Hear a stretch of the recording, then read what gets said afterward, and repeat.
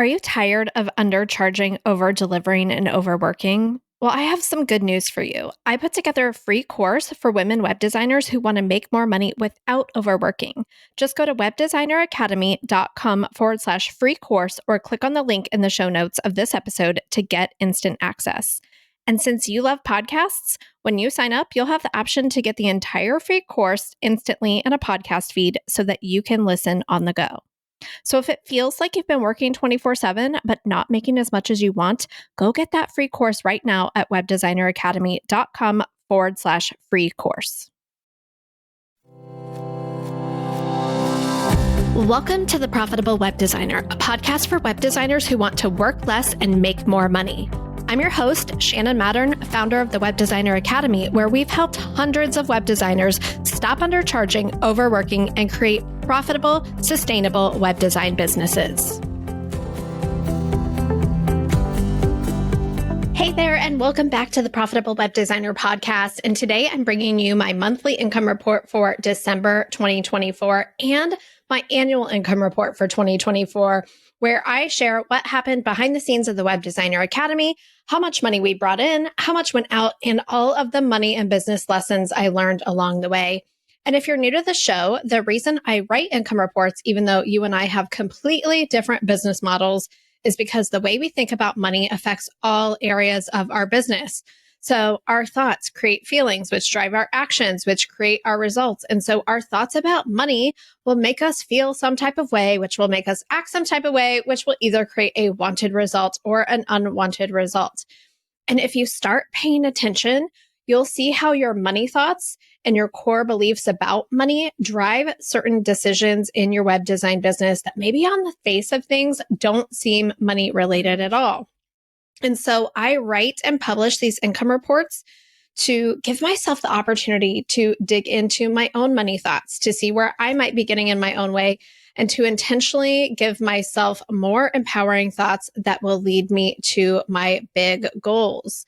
So, like I said, this is not only my month in review and my year in review, but it's also kind of my decade in review because 2024 was my 10th year in business. It's hard to believe that I got my first freelance web design gig back in the summer of 2014 on the side of my day job. I was looking back at my numbers and I made $14,000 in my business that year in 2014, which was a huge major deal because at the time, the only money I'd ever made was whatever my employer told me I was worth paying. And maybe I'd get that 2% cost of living raise each year. Maybe I wouldn't. Maybe I'd get a promotion. Maybe I wouldn't. And even just being able to make extra money on top of that was life-changing. Even though back then I was still totally undercharging, over-delivering, and operating with an employee mindset, I was able to independently make money. And that was a huge, huge deal. So I'm going to kick off with December's numbers. Then I'm going to dive into our annual numbers for 2024 and a recap of 2024. And I'm also going to talk about some of my reflections on a decade in business. And then I'll wrap it up with what happened and lessons learned in December. So ready? Let's dive into the numbers. So in December 2024, our inflow was $27,135 and some change. And that included new Web Designer Academy enrollments from our final open enrollment of 2024, both payment plans and pay in fulls, which I'll talk about a bit later. It also included just regular Web Designer Academy and Next Level Mastermind payment plans. It included people renewing another year in the Web Designer Academy or another year in the Web Designer or in the Next Level Mastermind, and 2 gold level sponsorships for our 2025 Simply Profitable Designer Summit, which is all about creating consistent recurring revenue in your web design business. It's happening in March of 2025, the 17th through the 21st, and it is going to be awesome. So save the dates for that. So our outflow was $17,592. And that includes salary and payroll taxes for myself and our client success coordinator, Erica Nash, which is about $10,000 total. I'm full-time, she's part-time. It includes about $1,750 for all the tools that we use to run the business, about 1,000 paid back to my line of credit that I used to like help us get through 2023, which was like our worst year ever. And I'll share more about that a little bit later. About 1,500 on insurance, bookkeeping, and HR fees, random year-end expenses like restocking our stash of WGDA swag and mailing supplies for our new student swag boxes that we send out for 2025. And the rest of that, about $4,000, is lumped under marketing, but it's our podcast production. It looks like we had 2 months of our conversion rate optimization service come out in December, which I'll be diving into that a lot more when we get to the year in review part of this income report. I mean, I know I mentioned that expense, quote unquote expense, that number in my outflow every month, but it is an integral part of my business journey in 2024. And it drives a lot of the things we've experimented with this year. And it is driving a lot of our decision making for 2025. So I'll talk more about that later. So in December, we added $10,111 back to our cash reserves. So let's look at our annual numbers next. So in 2024, our total inflow for the entire year was $233,283.12. Our total outflow was $233,244.13, which means for the year, we added $38.99 to our cash reserves. Like, talk about breaking even. Like, that is so fascinating to me. And that is actually a little less than $20,000 in inflow on average every month, a little less than $20,000 in outflow every month. And remember how I'm always like, our minimum baseline revenue is $15,000 each month. Our minimum baseline revenue is $15,000. That's the amount that I spend each month. That's what I want to bring in each month. Well, I get to look at that really closely for 2025 and look at all of the outflow, because if we're averaging about 20,000 in outflow and we're bringing 20,000 in, and of course that's including like paying myself, right? The outflow is paying myself a paycheck, like a salary, paying Erica. That's like the bulk of our outflow. But the other half of that outflow, so the 10,000 is me and Erica making sure we're getting paid for our contributions and all of those things. The other 10,000 is just like marketing and operations, majority of marketing. We are investing in the future of the business.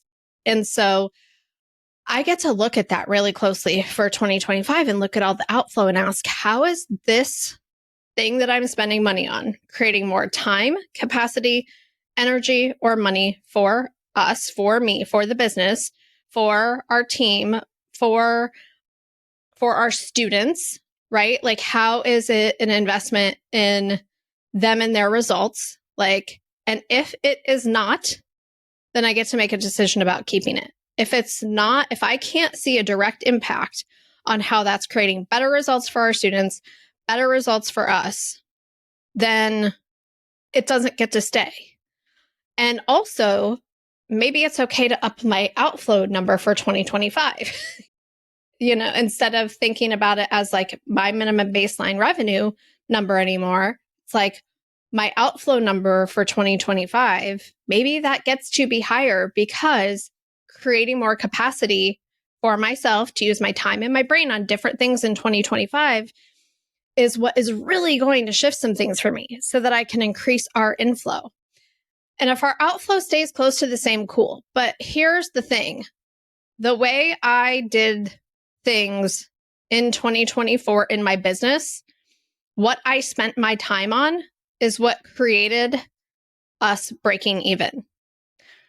So if I want to create more inflow than outflow, I have to shift what I spend my time on in the business. It is so crystal clear to me that that's what I get to do in 2025. And that means that I get to make some decisions about how I am allocating my resources and what my outflow is. I could sit here and be like, I need to pull back and cut costs and shrink that down and get back to 15,000. But I think that mindset of 15,000 in outflow is what created $233,000 in inflow.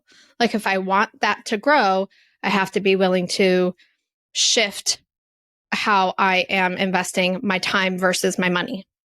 So it is fascinating for me to see that we broke even in 2024. And like I said, honestly, I think that's all my mindset in 2024 would allow to have happen. And I can see now from this version of me sitting here in February of 2025 when I'm recording this and thinking, I see exactly how that happened. Like, I see exactly how that happened. I see how the changes I'm intentionally making for 2025 in terms of how I'm allocating my time versus my money will give me the capacity to create more and allow me to receive more and have more flow in. And I know more will flow out too, because I also don't feel like I have to hoard every penny anymore to stay safe, which is a huge shift.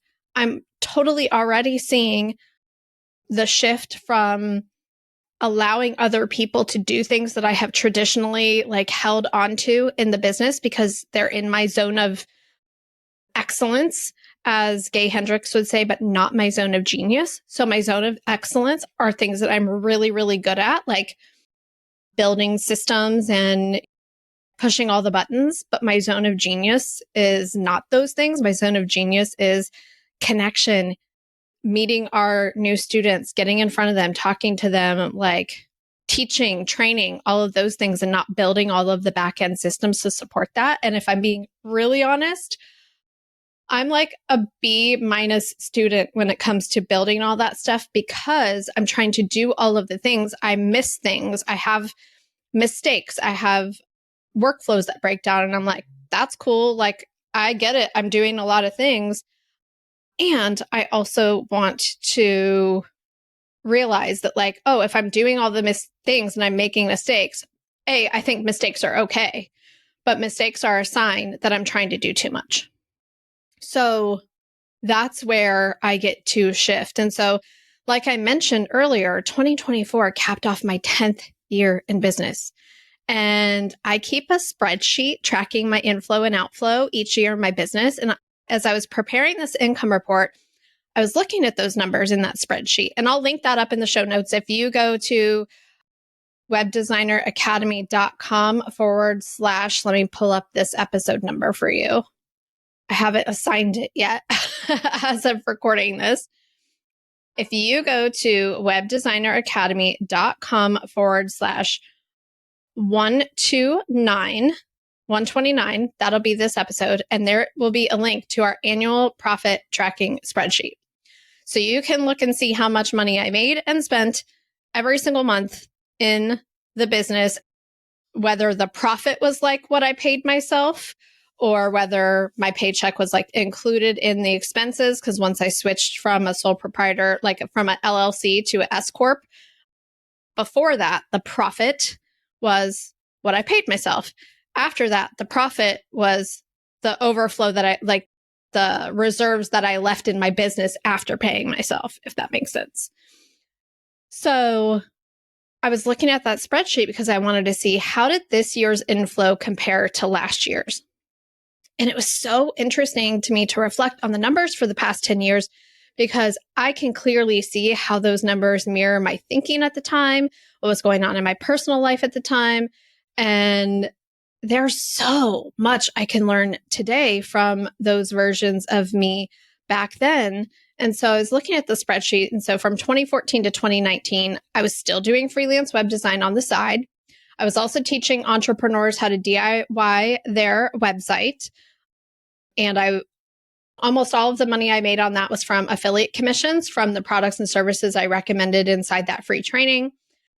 I also sold a product called Site in a Snap off the back end of that. So I'm like, I'm going to show you how to set this up and here's some templates so that you don't have to design these pages from scratch. So I was selling those templates off the back end and the affiliate commissions, and that totaled about $5,000 a month.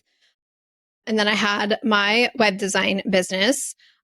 And then I also had this little side passion project that I started in 2016 where I created like a course with a weekly live call teaching web designers how to stop undercharging, over delivering, and overworking. And it eventually became the Web Designer Academy. And so I did that on the side of my day job for 2014 to the midway through 2014 to the end of 2017. January 2nd, 2018 was my first day of self-employment. And I retired from one-on-one web design in 2019 to go all in on like the courses and the training side of my business. So then it became 50% DIYers, entrepreneurs as my customers, and 50% web designers as my customers. And so in 2020, the year that the pandemic started, we all know this, I launched the Web Designer Academy. I turned the Web Designer Academy course into a full-on coaching program, and I launched that in December. So in 2020, the business made $181,000. I had no employees. My expenses were about $60,000 for the year. I paid myself about $10,000 a month. It was probably $9,000 on average. And I paid taxes on the profit of the business. The business was an LLC until 2020. And that really helped me pad our personal savings that year. We built our house that year. And it was at the end of 2020 that I realized I wanted to turn the Web Designer Academy course that had just a weekly live call into a full-on coaching program where we were like giving feedback on people's packages and pricing and just doing a lot more. We updated the curriculum. We added a lot of things in that we saw were working from 2016 to 2020. And we just reformatted the program. And it was a huge success. I think about $60,000 of the $181,000 I made in 2020 came in December alone. And it was that year that I was like, okay, yes, this is what I want to be doing. Like, I get so much joy helping women web designers like solve all of the problems that I had experienced and solved in my early days of freelancing. So that was 2020. And that was the most money I had made in the business, like at that point. And then in 2021, full on a whole year into the pandemic, the business made $490,000. So we still had the free 5-day website challenge. We were making about $5,000 a month in affiliate commissions and template sales off the back of that. And of course, we had a totally captive audience. Everybody was like, shoot, we have to do everything online. So that like exploded, I guess, for lack of a better term. Our expenses were $360,000. And that year I hired 2 employees. I hired like one full-time person and a part-time person. And I invested a lot of that money into business coaching and other expenses that come with trying to quote unquote scale the business. So I was running both the free 5-day website challenge and the Web Designer Academy was in its first year of being that $5,000 coaching program instead of a $2,000 course. And the profit that year was $132,000. I probably, like thinking back, I probably took about $30,000 of that in addition to my paycheck as owner draws and left the rest in the business. And I remember my reserves being around $90,000 in that point. So 2021 being such an incredible year in terms of like captive audience and sales really positioned us to be able to get through 2023, right?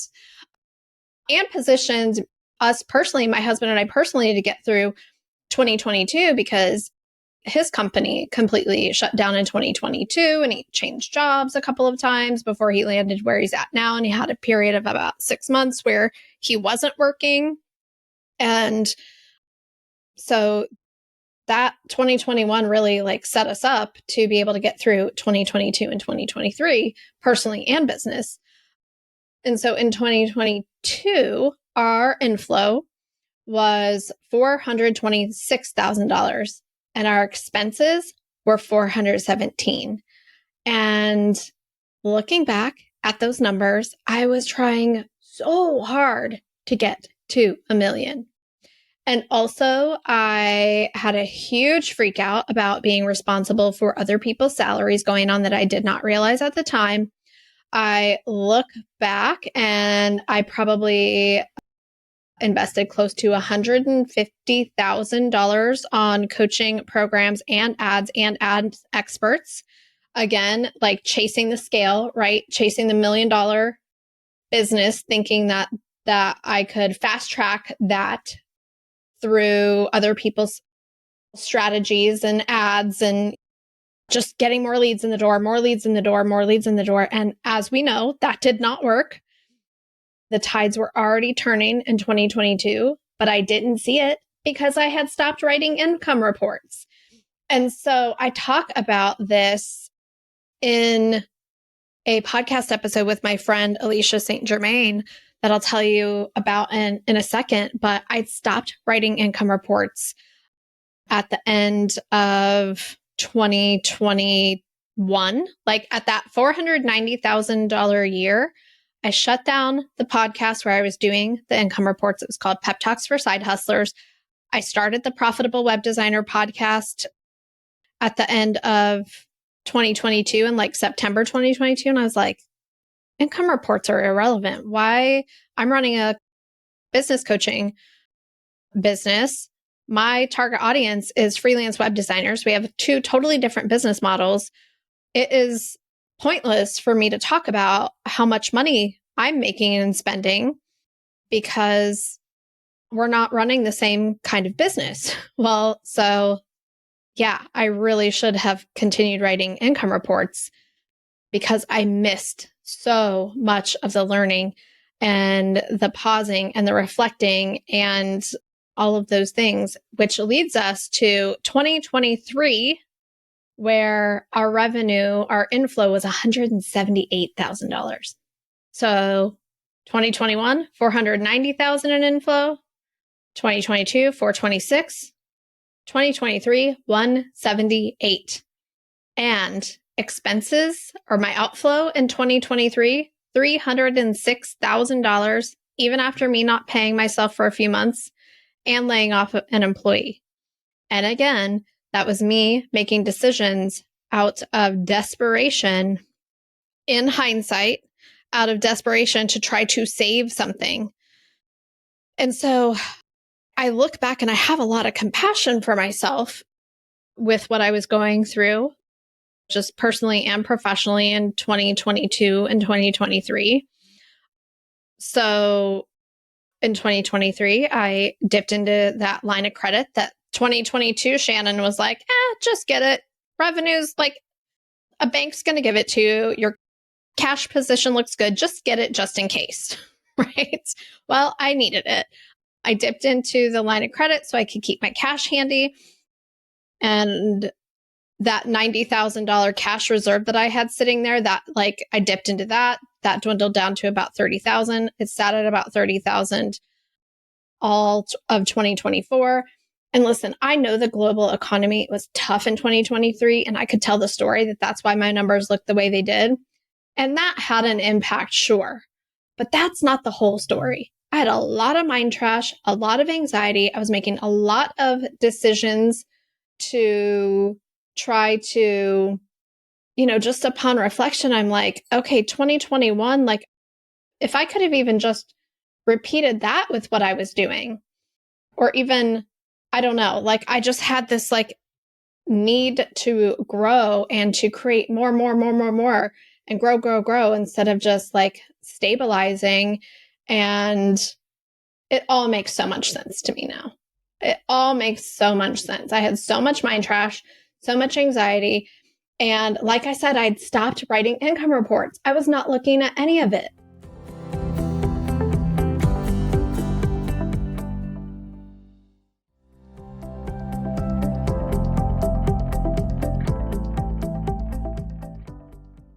And so I got to really dive deep into how I use income reports to uncover my own mind trash in episode 39 of my friend Alicia St. Germain's Conscious Edge podcast. The title of it is How Business Coach Shannon Mattern Tracks Money to Monitor Mind Trash. I talk about what happened in my business in detail when I stopped writing income reports for a year. So you can go listen to that at consciousedge.com/EP039. I've linked that up in the show notes.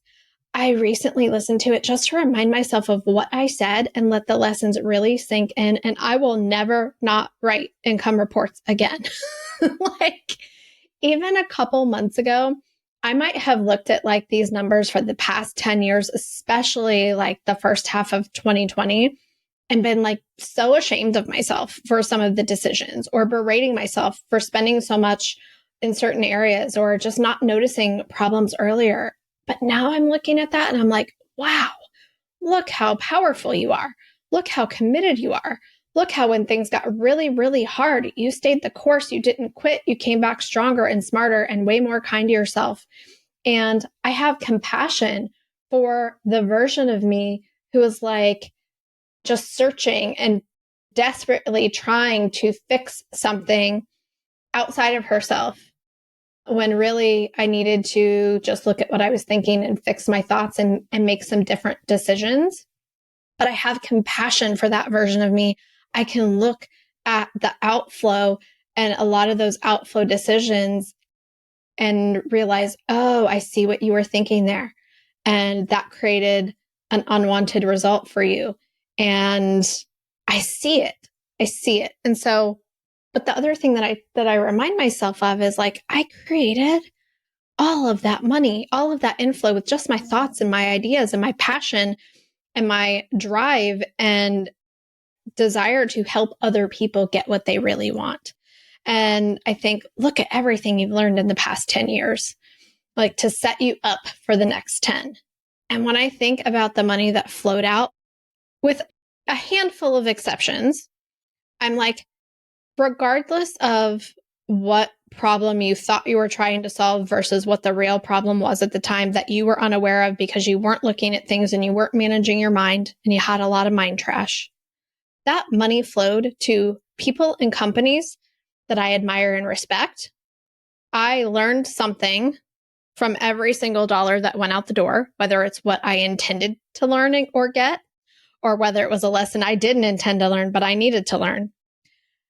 And I no longer have any self-judgment or regret about any of it. Like, it almost feels like I am a different person looking at somebody else's numbers, being like, of course I see why they did that. Of course that's what happened.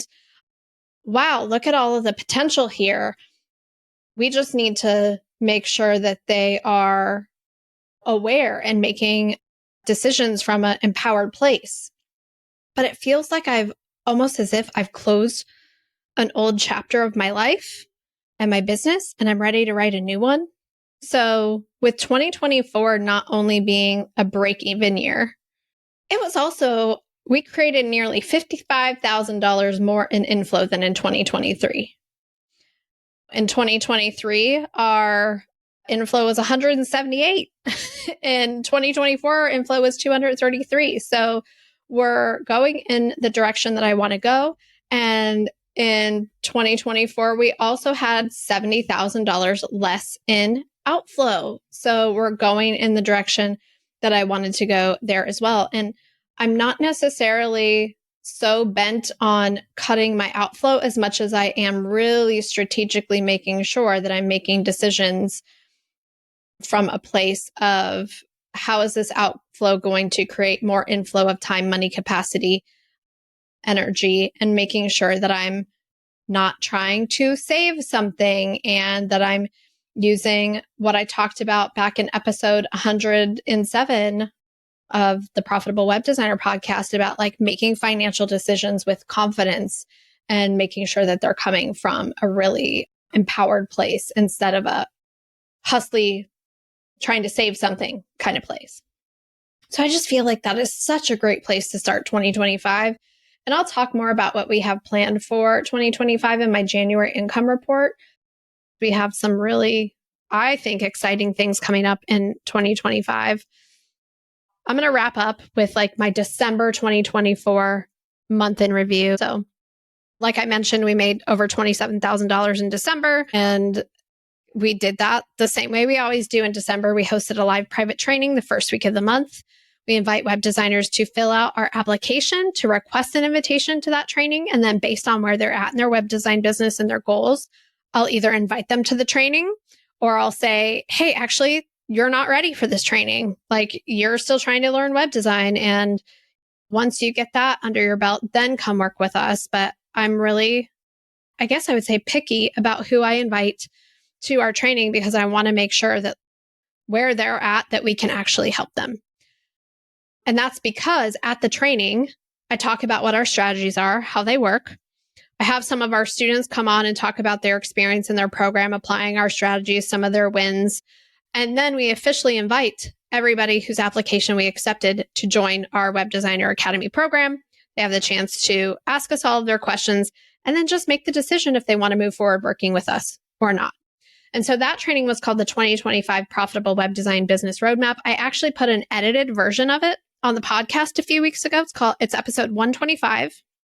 If you want to listen to the replay, I edited out a lot of the parts that were just for accepted applicants, but I wanted you all to know like what our official like strategy is for the Web Designer Academy, because we officially added paid discovery, a paid discovery step to our strategy in 2024, which like, you know how I talked about like people are uncertain. They want to make sure that it's safe for them. They want to see exactly how it's going to work for them.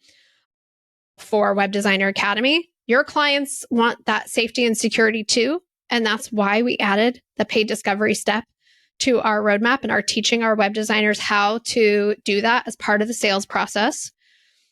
So I talked about in that training, like, hey, here's why what you're doing now to sell web design isn't working, is no longer working, is really hard. Here's why you're having trouble charging more for it. It's actually nothing to do with you. It's how you're talking about it, how you're presenting it to clients, and just like what people need to know right now to feel safe moving forward with something as significant as web design. If you listen to my last income report, my November 2024 income report, you heard me talk about how at our in-person retreat for our next level mastermind, I set a goal to ask for help and be willing to accept help. And I'll also share more about that journey with you in my January income report, because it's been amazing, but it's been challenging for me. But for our December roadmap training, I asked Sarah Gio, or Sarah G of SarahDesigns.com. Sarah Design, I always get it wrong. It's one or the other. Sarah Design or SarahDesigns.com to help me translate my script into slides and to update our post-training sales emails based on the new Profitable Web Designer Roadmap. And so that was amazing. I loved working with her. She took so much off of my plate. It was all going really well. I had all of this space in my schedule to do all of the other things that I do for a year on live private training. Like there's so many moving pieces. And I was just like blazing through it because she had taken so much stuff off my plate. The Zainatine team was helping as well. And so we do the live private training. We get, I want to say, over 40 applications, if I'm not mistaken. We had one new person join right then and there on the live training. And whenever that happens, I'm like, yes, I feel so aligned. I've done my job. I listened. I communicated well. I communicated what we do here, what's possible for you when you come to work with us. And I get so excited about what those people's businesses are going to look like in a year, because I know they're like action takers. And then we had 5 more students join throughout the week when it was open. And it was so amazing. And it was like, yes, so many of the experiments from this year came together to create this at the end of the year. We onboarded those students. They are amazing. We had a couple of them take advantage of the 30-day trial. One in January, one was like, this is amazing. And I have some like life circumstances that came up and I can't stay. And the other one was like, actually, I think I'm a better fit for next level. So I'm going to regroup and come back and do that. And I'm like, I love it when people are not like, this was terrible and I can't believe I spent my money on it. Like no one ever says that. It's always some extenuating circumstance that would have prevented them from joining in the first place. So I'm like, cool. And so we wrapped up for the year on probably December 20th, I think, was our last day in the quote unquote office. And then for the rest of the year, I had like tons of ideas for 2025, tons of space on my calendar. And we celebrated the holidays. Like I said, we made $27,000 in December, and that was awesome. That's what happened in the business. But there's a little more to the story than that. And I mentioned that I would tell you this in my November 2024 income report, that my anxiety popped back up again in December. And like, it makes no sense, right? Because nothing in December in the biz like happened that would, the world was the world was right? And so right before the training that first week of December, the anxiety raged back with a vengeance. And so I talked about in my November income report how in 2024, I'd put intentional work into my inner negative self-talk. And as a result, my anxiety had practically disappeared for like the last 6 months of 2024. Halfway through 2024, I was like, oh yeah, I realized that like this low level anxiety is just always with me. And then it was like gone. And I was like, what is happening? How is this my life? It came raging back in December. And I think a few things were happening there. One, I had space. I was not like overworking because I had outsourced things. I was working like a normal, spacious schedule. So I wasn't distracting myself and working to prevent the anxiety. That's one thing I think happened. But it was interesting because it was health anxiety. And I've never had health anxiety before. And first note, I'm totally fine. The details of exactly what happened are not important. But what's interesting, I've never had health anxiety in my life. I'm married to someone who does. I'm so sympathetic. I hate seeing him suffer. But I've never been able to be empathetic because I haven't experienced it. And then all of a sudden, the first week in December, I'm not worried about my business or the launch not going well or money. All of those old stories that used to go through my head every time I had a launch, those weren't there. No, my brain's like, well, those topics aren't working for me to get my cortisol fixed. Let's try this. Which I'm like, why? Why, when things are going well, when I have done so much work on shifting my thoughts about money and business and launches in the future and all of that pressure I used to put on myself, and I'm going into a launch, an open enrollment in December of 2024, why would my brain want to flood my body with stress hormones? Like, it doesn't make sense. I've been feeling so good. Why wouldn't I want to keep feeling good? And then my friend and my mastermind member, Dr. Lee Cordell from the Institute of Trauma and Psychological Safety, she coaches women entrepreneurs on like creating psychologically safe businesses because from her perspective, she thinks that a lot of business practices like come as trauma responses and things like that. So she has a fascinating business. She's also been on the podcast. But she said something, I'm in a mastermind with her. We meet every single month in person here in Columbus, Ohio. And sorry about the barking. I'm dog sitting this week. I always say dogs and babies are welcome on our coaching calls. I try not to have them on the podcast, but here we are. So Dr. Lee said something in our mastermind group, not to me, but to one of our other members. And I was like rapt listening to this. So one of the other members was like, I'm in a funk. I know what to do to get out of the funk, but I'm just not doing it. And so what Dr. Lee said, she was like, sometimes in response to stress, our body actually makes its own opioids called endogenous opioids to relieve the pain of the stress. And so she was saying to this other member of our mastermind, it makes sense why when you're in a funk and you know what to do to get out of the funk, but you can't get yourself to do it, it's because your body wants to continue experiencing the opioids, the endogenous opioids. Because as we all know, opioids are highly addictive. So when you know what to do to get out of a funk and you can't get yourself to do it, it's because you would be interrupting the flow of these brain-made opioids and your body does not want you to do that because that actually like feels worse. So I need to talk to Dr. Lee about this more to make sure I really understand what's going on. But when she said that in the mastermind group, I was like, oh my gosh, it makes so much sense as to why I'd suddenly have this really intense anxiety when everything is going well. And from what I understand, from what Dr. Lee was saying, and I've heard her say this before in other situations, but it's because I have been feeling so freaking good lately and actively managing my mind that I'm depriving my brain of the endogenous opioids that it creates in response to a spike in cortisol to numb the pain of the stress. And it wants those, right? So it's going to like dig deep into my well-worn neural pathways and be like, how can we stress her out to get our fix? Let's try the launch is going to fail. Oh, that didn't work. Let's try she's going to lose everything.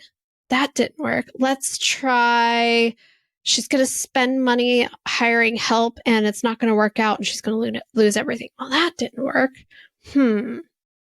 Let's get her to think that that pain she's feeling in her abdomen means she's dying. Oh, and while we're at it, let's also get her to think her dog is dying too, even though the vet told her at the last appointment that the growths they found in her dog's bladder are most likely benign. Let's get her into her trademark worst case scenario thinking. And that will get us a big old dose of cortisol with a side of endogenous opioids. And bonus, if we can keep her thinking this as long as possible so that we just keep getting our fix. And so my therapist always used to tell me, Shannon, anxiety lies. Just remind yourself, anxiety lies. And I'm like, okay, like that makes sense that anxiety lies because I hear the stories my brain is telling me and they're far-fetched, right? But if if I am understanding what Dr. Lee told me, it makes total sense why anxiety would lie. It's like a drug addict. It needs its fix. Like the health anxiety got so bad, it got me to like go to urgent care and get some tests done to prove to myself that it was fine. But it also had me so scared to even go get the test done to find out bad news that it was trying to talk me out of even getting tests done. It's like, of course it doesn't want me to find out that I'm fine. It wants to get its fix. And so once I did that and find out, yeah, I am totally fine, then it's like, but what about Scarlett? She's got some growths in her bladder. Those might be really, really bad, and on and on and on, right? So the next week after I confirm I'm fine, I get to my Columbus Mastermind group again.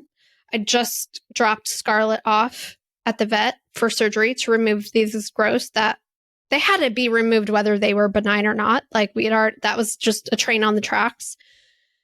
And I go to sit down at the table where we're all meeting, and I feel like my wedding ring, snag my sleeve on my left hand. And I look down and the diamond is gone from my wedding ring. It had fallen out of the setting. And I'm like, oh my gosh, my diamond fell out. And Phyllis, my podcast producer, who's also in the mastermind with us, is like, Shannon, it's here. I saw it. It caught my eye when you came in. And so we start looking around and it's on the carpet. And I'm like, that's a good sign. That is a sign that even when bad things happen, it can all turn out okay. And I just noticed a shift in myself right then. I'm like, wow, I have never thought something like that before. Normally I'd be like, oh, that's a bad sign. Like, that's a bad sign. Scarlett's at the vet. Like, it's going to be bad news. I was just like, oh my gosh, that is such a good sign. And I just felt something shift in me. And like, we all take turns at our mastermind and sharing our wins and our challenge and supporting each other. And I go last. And I'm like, business is fine. Like, it's actually great. But then this and this and this and Scarlett. And I'm like crying my face off. But then I'm like, but I found my ring. Like, I can't believe, like, I found the diamond. And Phyllis looked at me and she was like, hope is okay. Hope is okay, Shannon. Hope is okay. And I was just like, Scarlett was fine. The growths were benign. I was fine. Found the diamond, got my ring repaired. And I'll talk more about this in my January income report because Phyllis said to me at our January mastermind meeting, she's like, it's like you've been carrying around a bucket of doom. Like since 2023, you have been carrying around a bucket of doom. You're probably carrying it around a lot longer than that, but in 2023, you just like packed it to the brim and you can set it down now. Like, how about carry a bucket of hope and possibility and opportunity instead?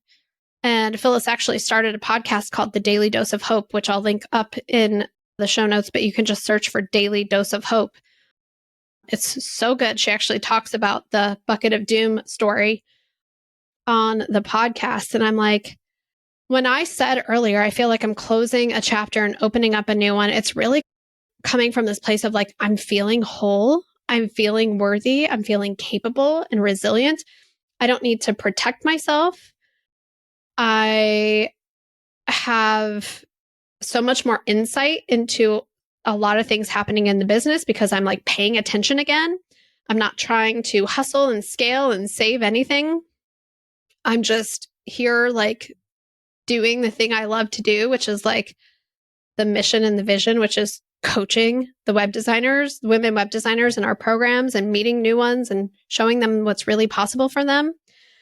And just knowing why anxiety would lie and understanding physiologically, like what is happening in my body when it like does that to me out of nowhere, because I know it will happen again. And I don't need to believe it or get enrolled in the thoughts. I just get to be like, hey, I know you want your fix. That's interesting. Thanks for trying that angle. But I'm going to retrain you not to need to give me pain relief from cortisol. You need that. I don't need that. Like, I'm going to retrain you to stop creating these endogenous opioids in response to the cortisol drip that I have been feeding you. Like, we don't need the pain relief anymore. There is no pain. Look around. Everything's awesome in our life. Yes, there's like challenges in the world, right? There's so many things going on in the world, but I look around and I'm safe. And that's a privileged place to be. It's a very privileged place to be. And I don't need to torture myself in my own brain. And I can understand, I'm like, oh, it makes sense. It makes sense why my brain would do this. And so when something makes sense to me, that's when I'm just like, okay, I can move forward. And like, truly, what do I need pain relief from? I wake up every morning, I look at my calendar, I'm like, how is this my life? I love what I do. There is not a single thing I do in this business that I don't love doing. Even the hard stuff, even the stuff that I'm like, that is in my zone of excellence. I love doing it all. It's hard for me to give it up because I love doing it. I love our students. I love seeing them through challenges, celebrating their wins. I love seeing them blow their own minds. I love it when they start to believe who they really are and who I saw them to be all along when I reviewed their application and invited them to join our program. I love seeing the ripple effect it has on them when they start valuing what they do, which leads to their whole life, which leads to their clients being more committed and everyone creating more than what they ever thought possible. So when I think about what I'll be doing in 5 years or 10 years, it'll still for sure be some flavor of this, but my vision is just getting bigger. But at the same time, I'm super patient for it to play out. And I think that's the biggest difference between like now and what I was trying to do in 2022 and 2023, which is to just supercharge it. Like, I'm patient for it to play out. It feels different. And it almost feels like it's inevitable to happen because I'm not trying to force it so hard. So that's it. That is a wrap on December, a wrap on 2024, a wrap on my first decade in business. And I have so many fun and exciting things planned for you in 2025. I can't even wait to tell you about them and show them to you. And I'll kind of kick that off in my January 2025 income report coming up here in a few episodes. So thank you so much for listening. If you love the show, if you've been listening a long time and you haven't left us a rating and review, I would so appreciate it. You can just go to webdesigneracademy.com/review. It'll take you to leave a review on Apple Podcasts. If you listen on Spotify, you can drop a review right there from the Spotify podcast app. And if you know any other web designers who need to hear this stuff, please just share the podcast with them. Be like, hey, I listened to this podcast. I thought you might like it. Send it their way. sharing the podcast would mean the world to me. So if you can think of one person who needs to hear this, I would be ever so grateful if you could share that, leave us a rating and review. And that's all I got for you this week. I'll see you next week. Bye. This podcast is part of the Sound Advice FM network. Sound Advice FM, women's voices amplified.